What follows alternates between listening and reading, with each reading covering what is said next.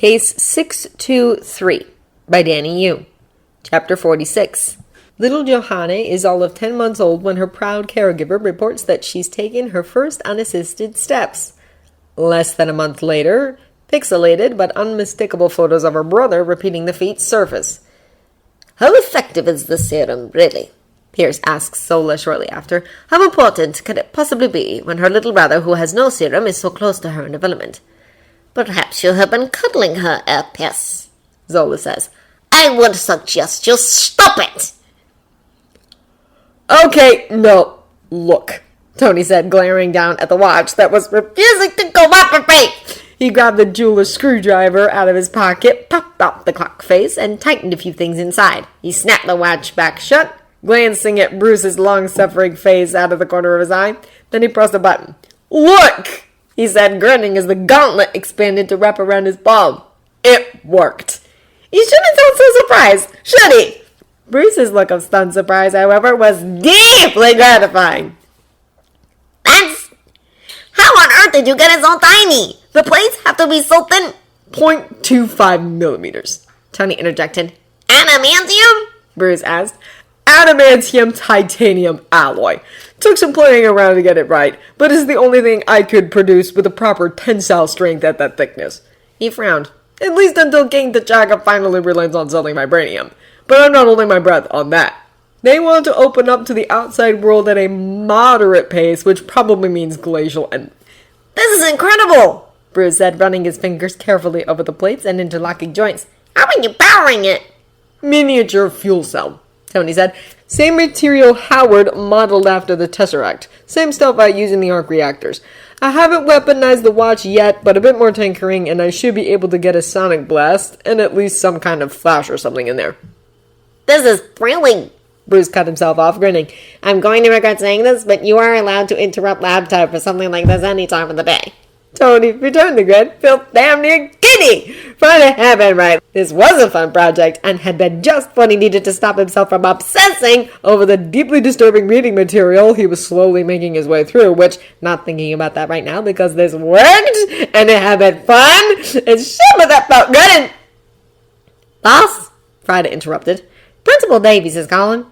Tony frowned, felt all the giddy joy flee his body in a whoosh. Is everything all right? He asked. Did something happen to the kids? How about you just put her through, Friday? Bruce interjected. His face, Tony couldn't help but notice, was tight with anxiety as well.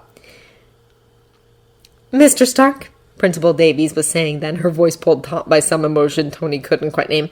I would very much like to see you here as soon as you can make it. What happened? Tony asked, swallowing the anxiety in his own voice as best he could. Are the kids all right? They're fine, Principal Davies said. They were, however, in a fight, and I want you to come in so we can discuss it. Tony blinked. A fight, he muttered. He shook his head, tried to get the sudden freezing cobwebs out of his head. I'll be there within an hour. He gestured for Friday to end the call before looking at Bruce with wide eyes.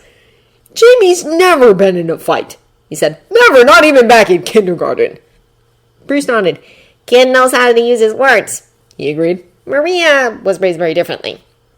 Maria was raised by fucking Hydra. Her mother was certifiably insane and extremely violent. Maria was born with a super soldier serum, and who the fuck even knew what that could mean? What it could lead to? Tony shut that thought down immediately. He would go, and he would figure out the situation for himself, and everything would be alright, even if right now all he could feel was fear of the kind that froze him down to the marrow of his bones.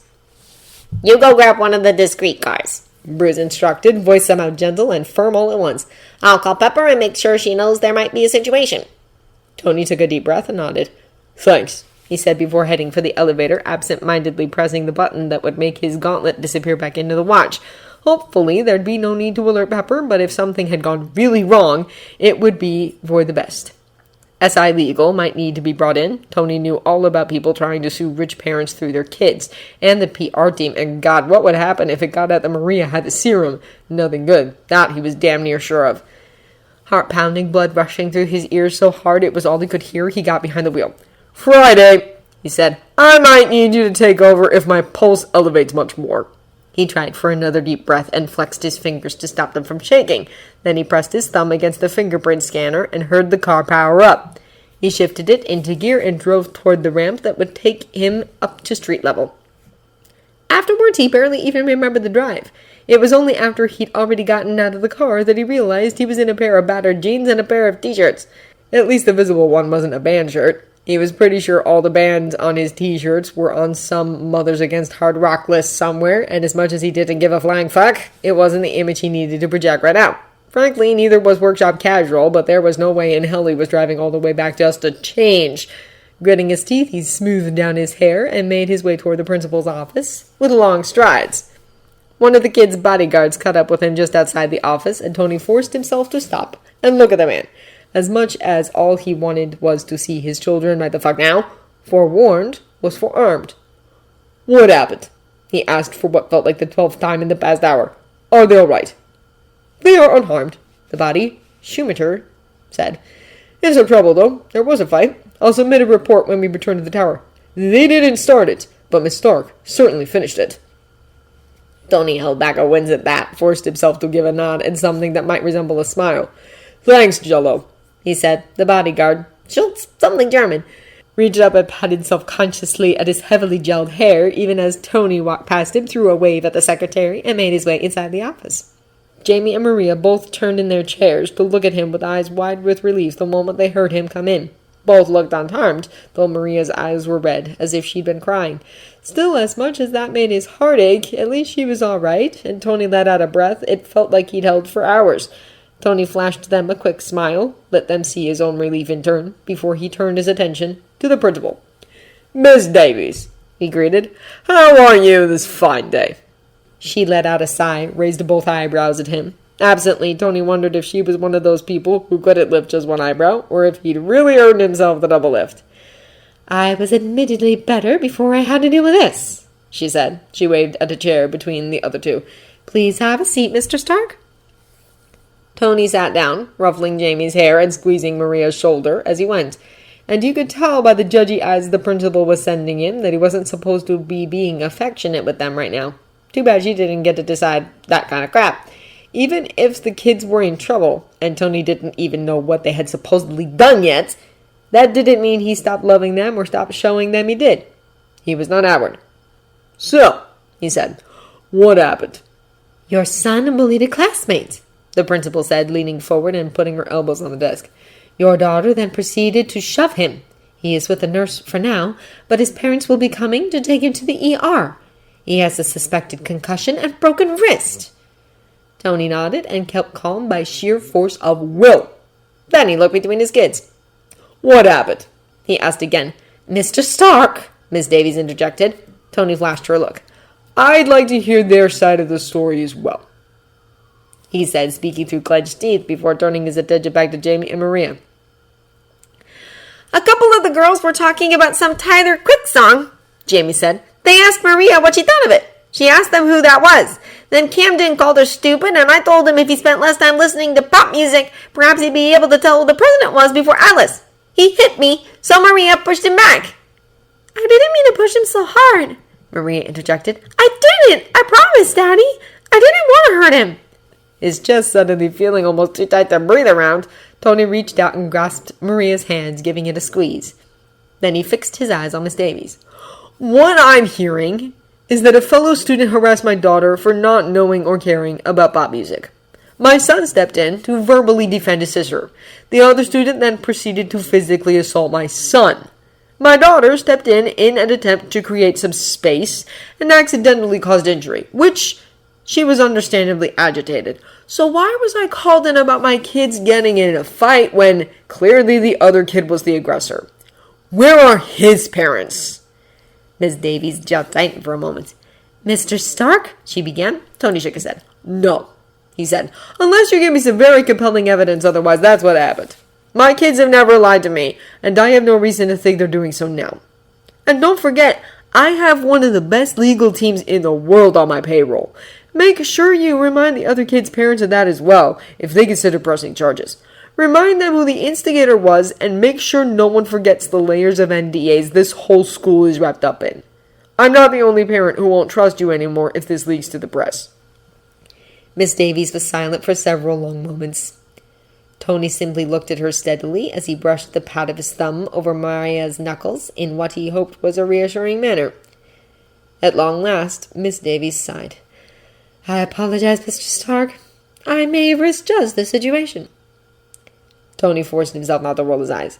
More like she'd misjudged her own ability to guilt Tony into rolling over and making Jamie and Maria take the blame, which would doubtless have made her conversation with the other kid's parents easier given his injuries. "Thank you, Miss Davies," he said. "Now," Tony said, "can they—" He was about to say go back to class, but a glance at the wall clock let him know they should really be headed home. "Are we done, or should I let Jamie and Maria wait outside with their bodyguard while we finish up?" "I would like a word with you," she confirmed, and Tony sent the children out with reassuring pats and a promise to see them soon. Once the door shut behind them, Tony turned back around to face her, cocking an eyebrow. "I'm going to have to ask you to take Maria out of school," Miss Davies said. Tony felt his heart skip a beat. For a moment he saw Susan O'Neill's school record so very clearly before his eyes, the long list of expulsions, all of it. He shook it off. Tony had been expelled a few times himself, and he'd turned out fairly acceptable. At least not overly psychotic. "No," he said. "I'm doing you a favor here," Miss Davies said. "If you take her out yourself, she won't have an expulsion on her record. She can start over somewhere else." "What grounds do you even have to expel?" Tony asked. He knew all too well that teachers could easily fabricate them to get rid of students they didn't like. But then Howard had ever made it a habit to use his legal team to protect Tony. Definitely not an area where Tony planned to follow in his old man's footsteps. He would always do whatever it took for his kids, use whatever resources he had available, and that very much included SI Legal. "When you enrolled her in the school, you mentioned she was stronger than the average 6-year-old, Miss Davies said. "You also said that she wouldn't cause trouble. Now, whether or not she caused this incident, strength like that in the hands of a 6-year-old, that is not something this school is willing or even equipped to handle. As she is right now, she is a danger to others, whether she means to be or not. She is 6 years old. Regardless of her intelligent level, she is and will be, as we have seen, reactionary. I cannot in good conscience have her here." Tony bit back a sigh. He could do a lot of different stuff here. He could sue the school for discrimination, and if laws forbidding discrimination against superpowered people didn't exist, he would lobby for them until they did. He probably should either way. He could simply refuse to take Maria out of school and then work against the expulsion. He could work to have a new principal instated. But the thing was, Miss Davies was right.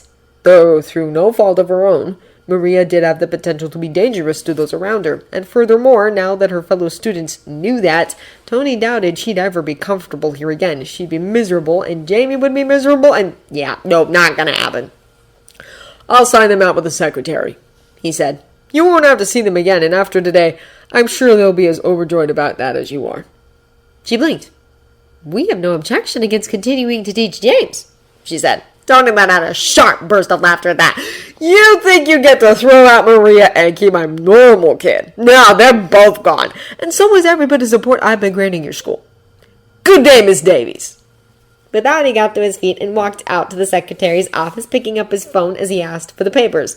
He pressed the call button and held the phone up to his mouth.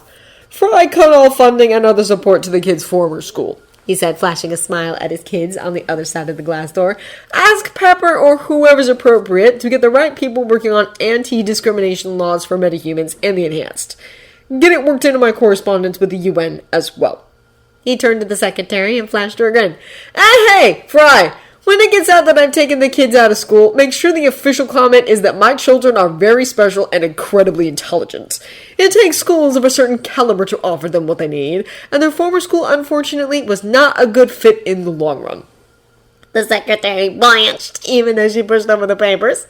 Tony sighed with a flourish and made sure to flash all his teeth when he grinned at her again. Then he walked out the door, put a hand on each child's shoulder, and whacked them out.